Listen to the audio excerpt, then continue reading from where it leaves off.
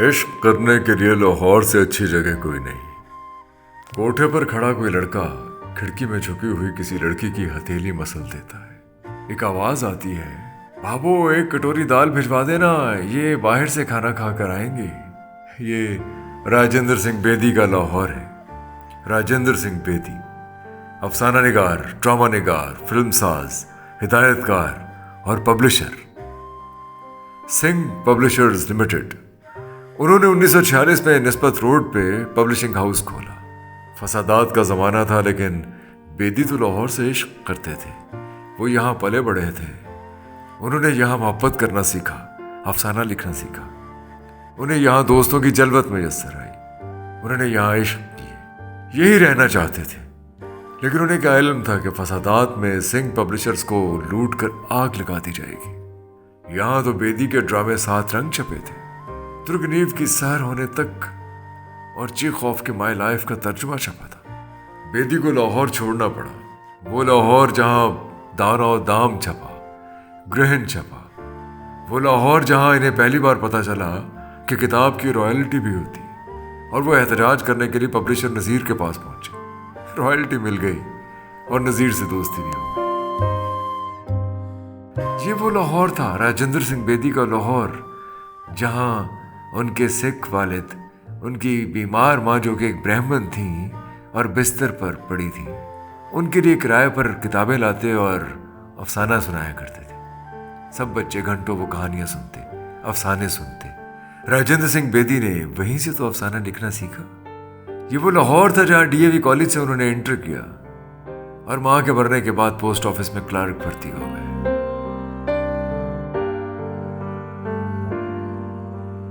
ये वो लाहौर था जहां 18-18 घंटे काम किया उन्होंने, निढाल हो जाते थे। ये वही लाहौर था जहां मेज पर बैठे बैठे कहानियां पढ़ते सोचते रहते।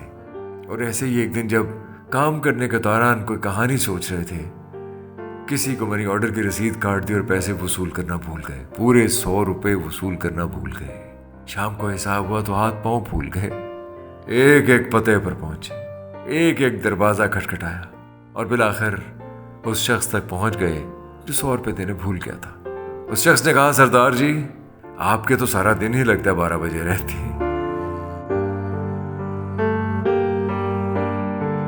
इधर डीवी कॉलेज है और इधर नासिर बाग के सामने गवर्नमेंट कॉलेज है।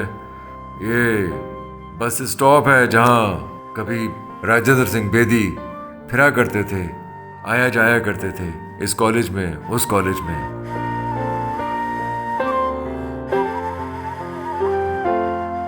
ये नासिर बाग है, नासिर बाग से मैं गुजर रहा हूँ और सामने गवर्नमेंट कॉलेज है। ये राजेंद्र सिंह बेदी का लाहौर है।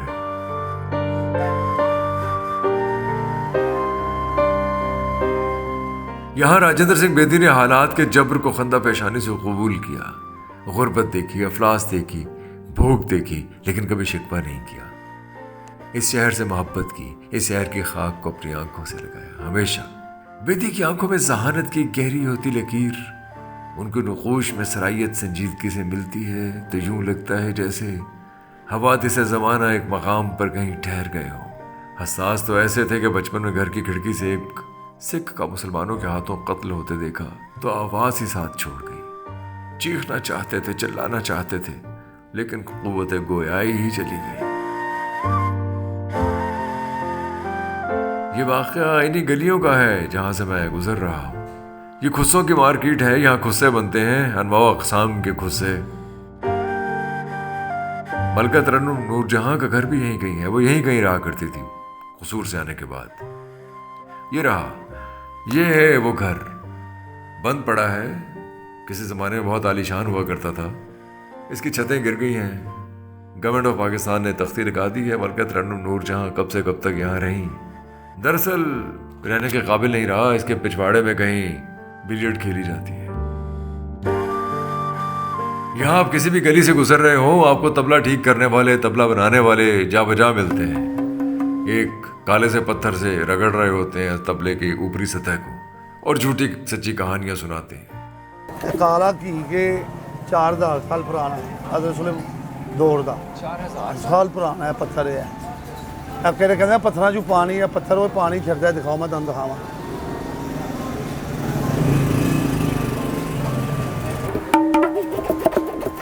देखा आपने पत्थर को कैसा असातीरी किरदार बनाकर पेश किया तबला साज ने। ये लाहौर के रंग हैं, ये यहाँ का मिजाज है। ओए साडी राती केड़ा जम्मे, ओए असी आप बड़े शेर है गए, ओ जा तेनू की पता। ये आवाज़ें, ये मिजाज, ये रंग ढंग आपको लाहौर में जा बजा मिलेंगे। आप इन साहबी को ले लें, कैसे धौंस से सिगरेट लिया और अब मुझे पीछे हटने का कह रहे हैं। देखिए इनके हालात देखिए और इनका कॉन्फिडेंस देखिए, जैसे किसी बड़े ख्याल पर गौर करने जा रहे हैं। आप शालमी टकसाली में चलते जाएं, किरदार और कहानियां बिखरी मिलेंगी। चाय की तलब हुई और हम इस ढाबे पर चले गए। यहाँ देखिए लोग बड़े इन्हमाक से तामिल फिल्म देख रहे हैं। बहरहाल हम भी बैठ गए चाय पीने के लिए। अंधेरा है और इन साहब ने 3 मुख्तलिफ LEDs लगाई हुई हैं ताकि हर कोई अपनी अपनी मर्जी अपने अपने मिजाज के मुताबिक जो चाहे देखे। केक रस डुबो के खाने का ही मजा है। कोक चली अपने दुख मुझे दे दो, लंबी लड़की लाजवंती, एक चादर मैली सी। बेदी के अफसानों में अलामत है, रमजियत है, किनाया है, इशारा है। मंटो ने कहा, बेदी तुम सोचते बहुत हो, लिखने से पहले, बीच में और फिर लिखने के बाद भी। बेदी ने कहा, सिख हूं और सिख कुछ भी ना हो तो कारीगर बहुत अच्छे होते। अपने दुख मुझे दे दो कि इन दो दरअसल चांद है, हुस्न और महबूबियत की अलामत, और मदन इश्क का देवता। आप अलामत देखिए, रमजियत देखिए जो राजेंद्र सिंह बेदी इस्तेमाल करते। हिंदू धरती है और मदन आकाश जिसे धरती अपनी बाहों में समेट लेती है। मदन हुस्न को मुकम्मल करने के लिए महज एक एजेंट है। आप अलामतें मुलाहजा कीजिए। वो डरता है कि कहीं इंदु कुछ ऐसा ना मांग ले जो मदन ना दे सके, और इंदु कहती है, अपने दुख मुझे दे दो। क्या अच्छी कहानी है लाजवंती।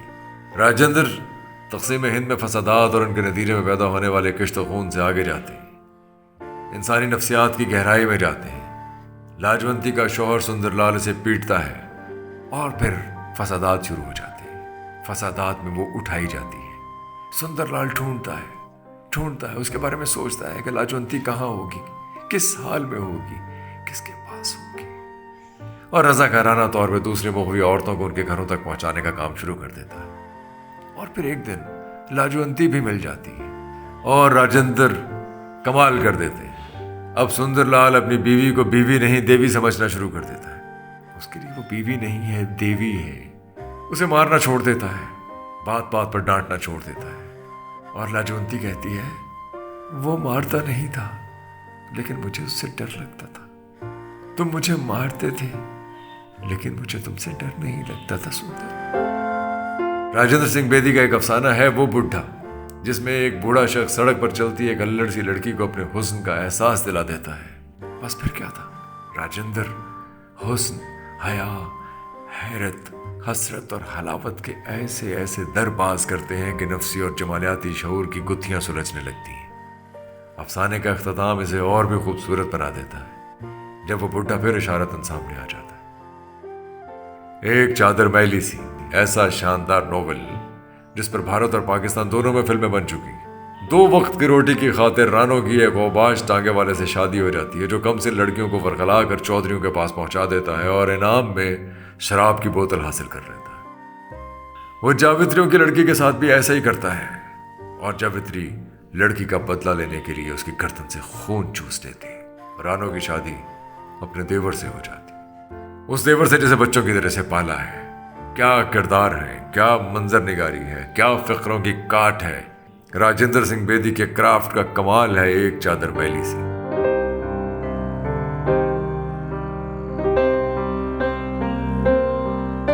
हम अमृतसरी हरीसा खाने के लिए आए हैं। अमृतसरी हरीसा उस वक्त भी एक मकबूल डिश था।